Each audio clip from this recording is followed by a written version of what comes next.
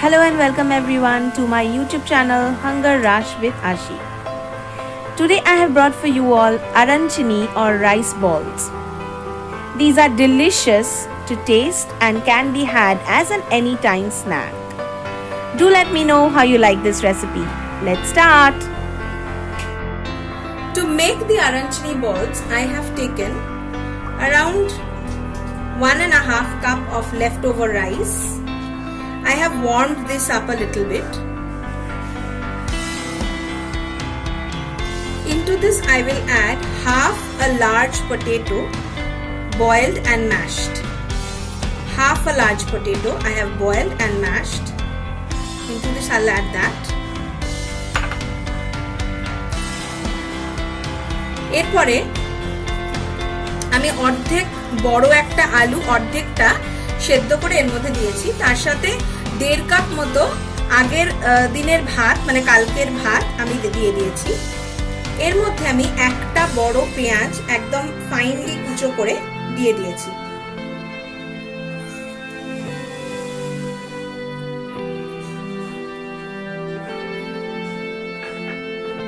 আর দিয়ে দেব 3-4 কোয়া রসুন কুচি করে।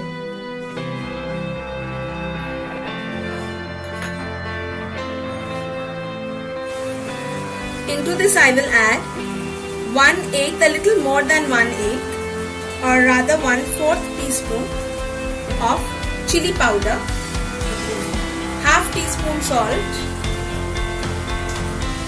half teaspoon oregano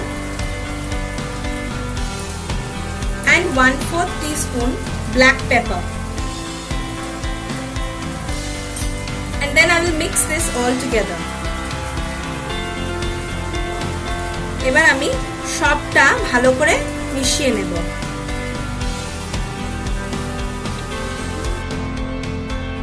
আগের দিনের ভাতটা আমি একটু গরম করে নিয়েছিলাম যাতে মাখতে সুবিধা হয়। I had warmed the previous day's rice a little so that it's easier to mash together.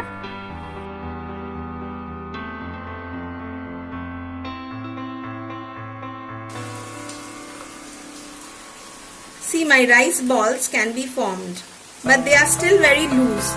So I will add another piece of potato. আমি আরেক টুকরো আলু এর মধ্যে দেব কারণ এটা এখনো খুব লুজ, ছেড়ে যাচ্ছে।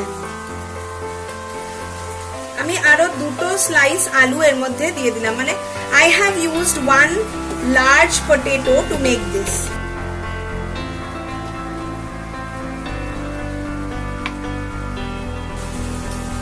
Now I can find a good binding for this. Can you see my balls are binding better? It is staying better. So my mixture is ready. Now I will be making 2 variations of this. So I will keep aside half my mixture for later, which I will mix with cheese.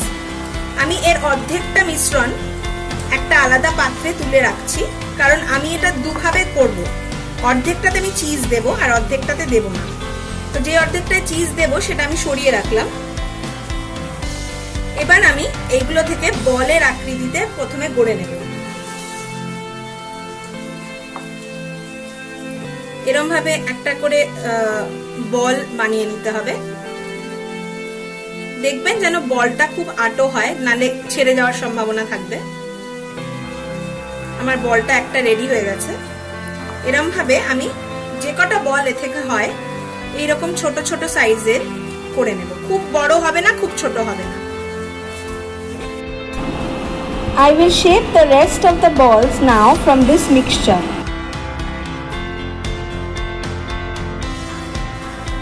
এই দেখুন আমার cheese ছাড়া বলগুলো ready হয়ে গেছে।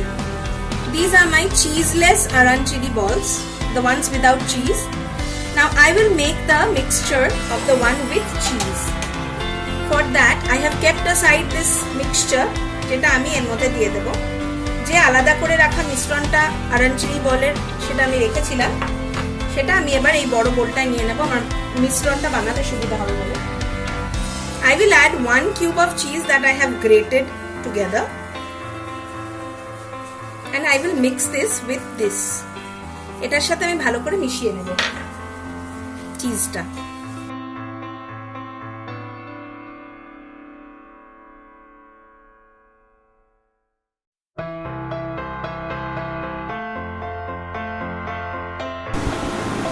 এই মাখাটাও এবার আমার হয়ে গেছে।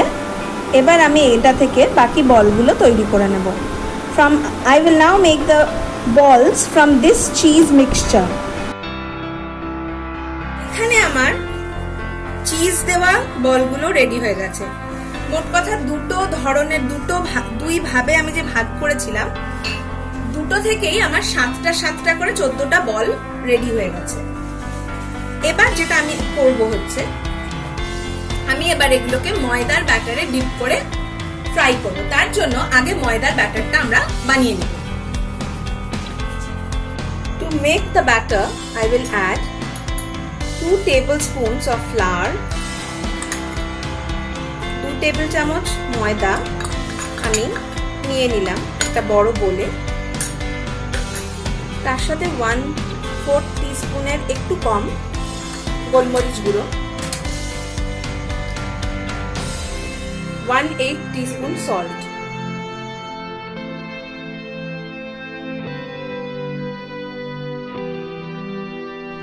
এবার 1/4 কাপ ওয়াটার আমি অল্প অল্প করে এই ময়দাটার মধ্যে অ্যাড করব। Now I will add this 1/4 cup water gradually to make the batter. We have to make sure that the batter is lump free. ব্যাটারটায় যেন কোনো লাম্পস না থাকে সেটা দেখতে হবে। ময়দার ব্যাটারটা আমার রেডি হয়ে গেছে। এবার আমার ময়দার ব্যাটারে একটা করে আরাঞ্চিনি বল আমি দিয়ে দেব। দিয়ে ভালো করে ওটাকে জাস্ট করিয়ে নিয়ে ব্রেড ক্রাম্বের মধ্যে দিয়ে দেব। দিয়ে ভালো করে ব্রেড ক্রাম্ব দিয়ে কোট করে দেব।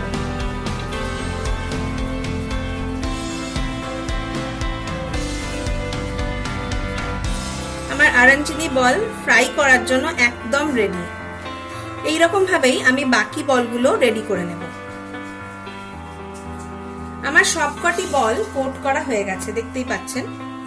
I have finished coating all the balls with my batter and breadcrumbs. Now I need to fry them. আরাঞ্চিনি বলগুলো ভেজে নেওয়ার জন্য আমি কড়াইতে কিছুটা তেল নিয়ে নিয়েছি। কড়াইতে বেশি তেল আমি দেব না। So I won't use too much oil because this oil tends to be spoiled with all the crumbles, bread crumbles that drops into this. So I'll use less oil, around 3 to 4 tablespoons of white oil I've added in the wok. Now one by one, once the oil is heated up, I will put in my arancini balls. These are the ones that is without the cheese.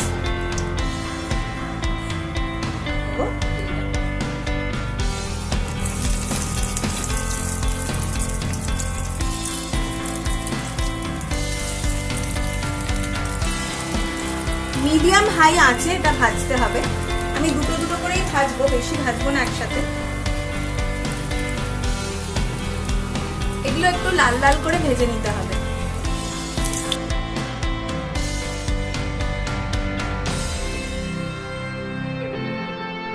We have to fry these balls till they are golden brown.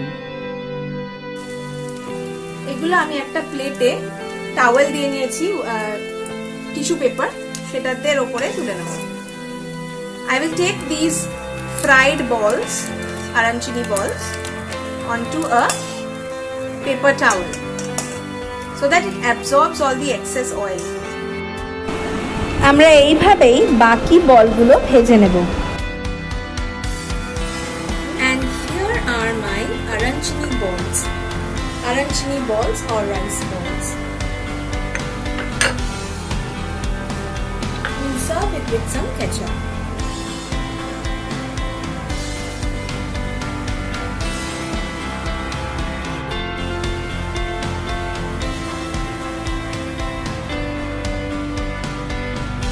If you like my recipe, do give it a thumbs up.